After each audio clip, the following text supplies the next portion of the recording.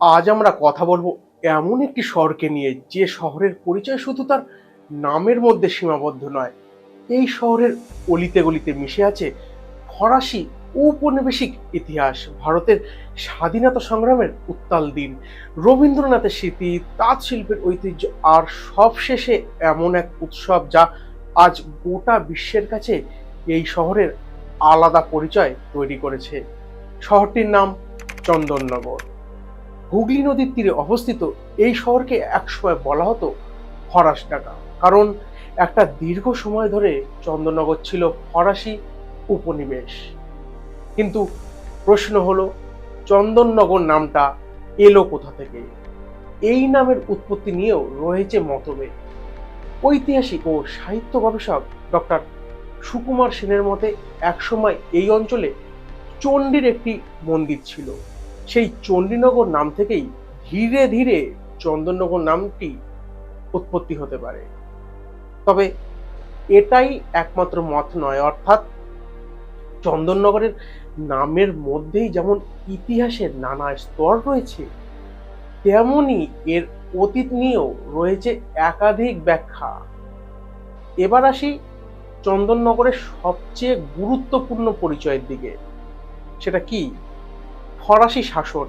আজ থেকে কয়েকশো বছর আগে কলকাতা যখন ব্রিটিশদের অধীনে ধীরে ধীরে গুরুত্বপূর্ণ বাণিজ্য কেন্দ্র হয়ে উঠেছে, তখন হুগলি নদীর তীরে চন্দননগর তৈরি করেছিল নিজের আলাদা পরিচয়। কলকাতার সঙ্গে চন্দননগরের একটা অদ্ভুত তুলনাও করা যায়। কলকাতায় যেমন স্ট্র্যান্ড, বড়বাজার, বাগবাজার, বউবাজার, চন্দননগরেও সেই একই ধরনের কিছু নাম ও নগর জীবনের ছাপ দেখা যায়।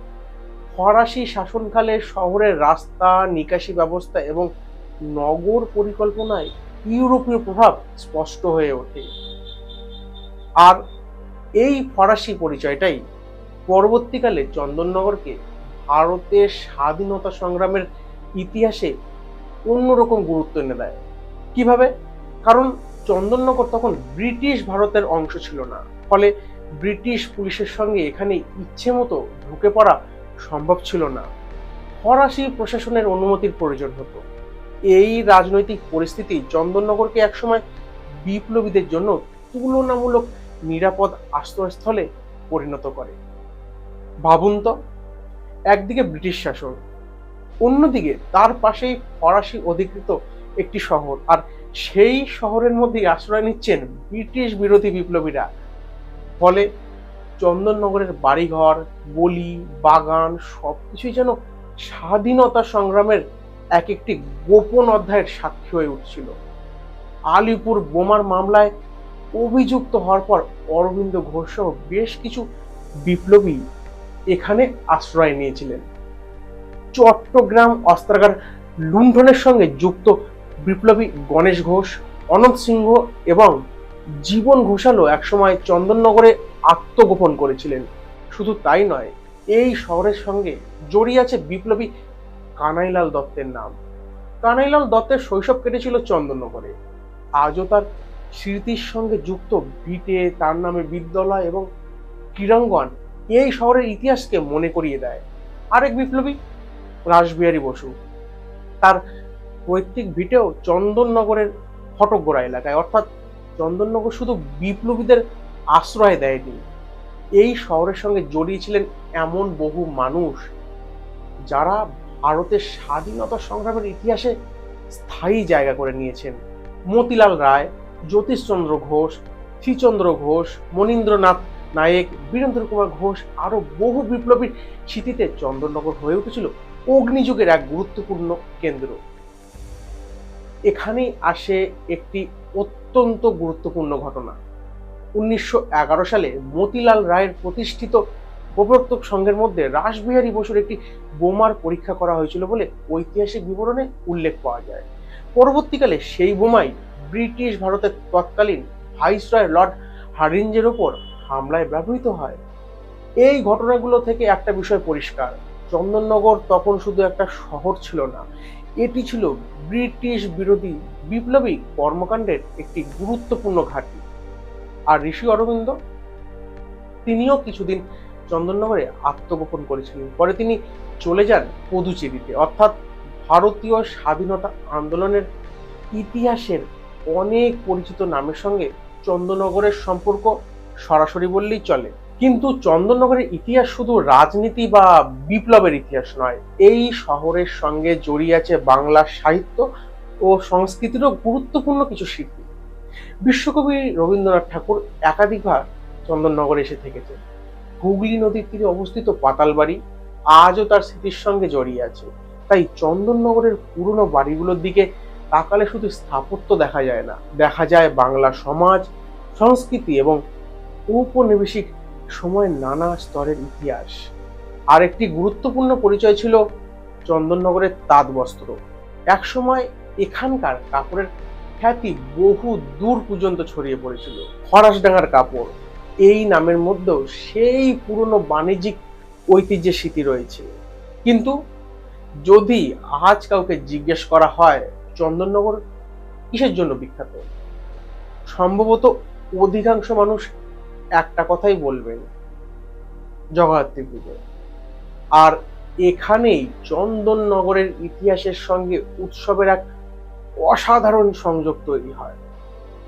চন্দননগরের জগদ্ধাত্রী পুজো শুধু একটি ধর্মীয় উৎসব নয়, এটি এই শহরের সামাজিক, সাংস্কৃতিক এবং অর্থনৈতিক জীবনেরও একটি গুরুত্বপূর্ণ অংশ। এর পেছনেও রয়েছে একটি সুন্দর ঐতিহাসিক কাহিনী।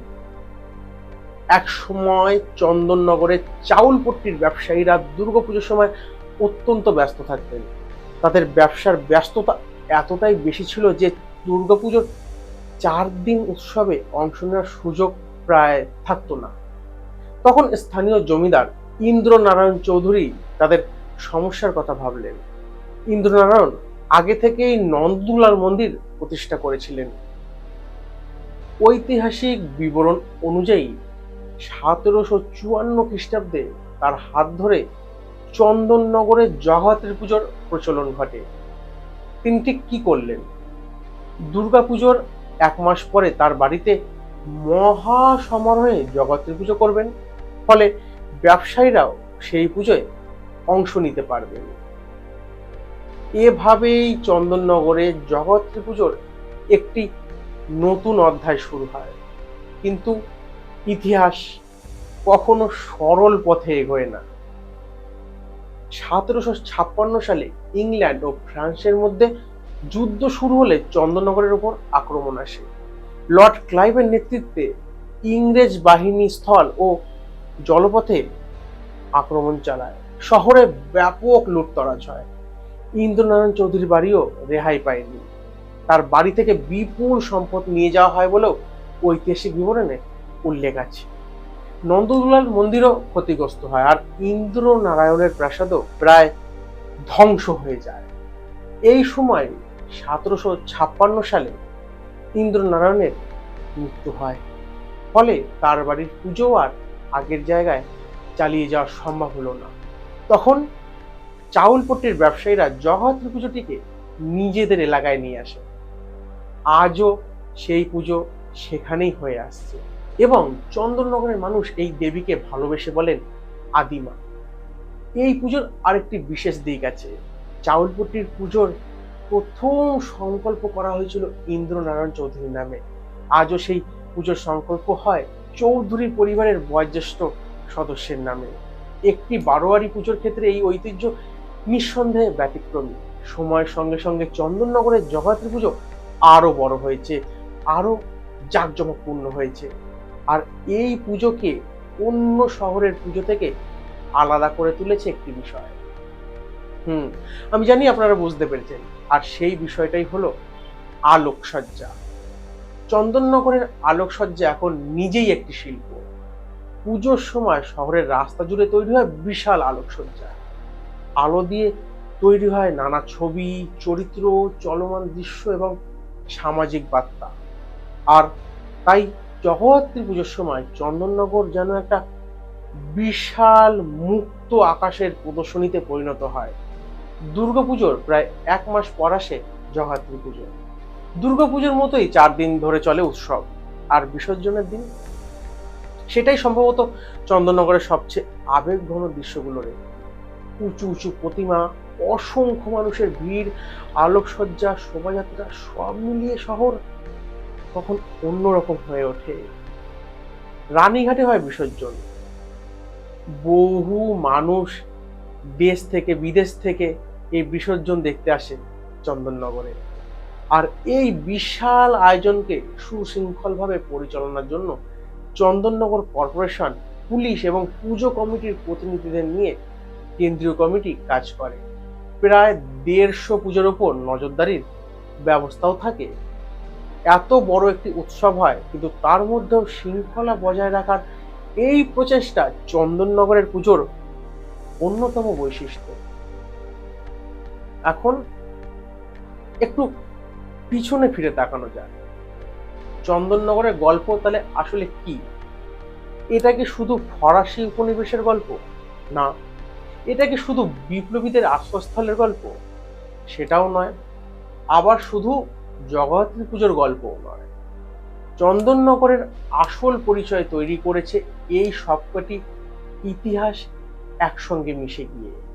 একদিকে ফরাসি স্থাপত্য ও ঔপনিবেশিক স্মৃতি, অন্যদিকে ভারতের স্বাধীনতা সংগ্রামের গোপন বিপ্লবী কর্মকাণ্ড, তার সঙ্গে রবীন্দ্রনাথের স্মৃতি, তাঁতবস্ত্রের ঐতিহ্য এবং কয়েকশো বছরের ধর্মীয় ও সামাজিক সংস্কৃতি। আর এই সব কিছুর উপরে দাঁড়িয়ে আজকের চন্দননগর। একটি শহরকে বোঝার জন্য শুধু তার বর্তমানকে দেখলেই হয় না, তার পুরনো বাড়িগুলো দেখতে হয়, তার নদীর দিকে তাকাতে হয়, তার মানুষের গল্প শুনতে হয়, তার উৎসবের ইতিহাস জানতে হয়। চন্দননগরের ক্ষেত্রেও ঠিক সেটাই সত্যি। হুগলি নদীর তীরে দাঁড়িয়ে থাকা এই শহর আমাদের মনে করিয়ে দেয় ভারতের ইতিহাস কখনো শুধু দিল্লি, কলকাতা বা বড় বড় রাজপ্রাসাদের ইতিহাস নয়। ছোট শহরের গলি, পুরনো বাড়ি, মন্দির, ঘাট এবং মানুষের স্মৃতির মধ্যেও ইতিহাস বেঁচে থাকে। চন্দননগর সেই জীবন্ত ইতিহাসেরই একটি অসাধারণ উদাহরণ। ফরাসডাঙ্গা থেকে চন্দননগর, বিপ্লবীদের গোপন আশ্রয় থেকে স্বাধীন ভারতের ঐতিহাসিক শহর, আর জগদ্ধাত্রী পুজোর আলোর শহর থেকে আজকের আধুনিক চন্দননগর। সময়ের সঙ্গে সঙ্গে শহর বদলেছে, কিন্তু তার ইতিহাস এখনো বেঁচে আছে। আর হয়তো এটাই চন্দননগরের সবচেয়ে বড় পরিচয়। এই শহর শুধু ইতিহাসকে ধারণ করে না, এই শহর নিজেই একটা ইতিহাস। সকলে ভালো থাকবেন, সুস্থ থাকবেন। দেখা হবে পরের কোনো ইন্টারেস্টিং ভিডিও নিয়ে। আজকের মতো এটুকুই। ধন্যবাদ।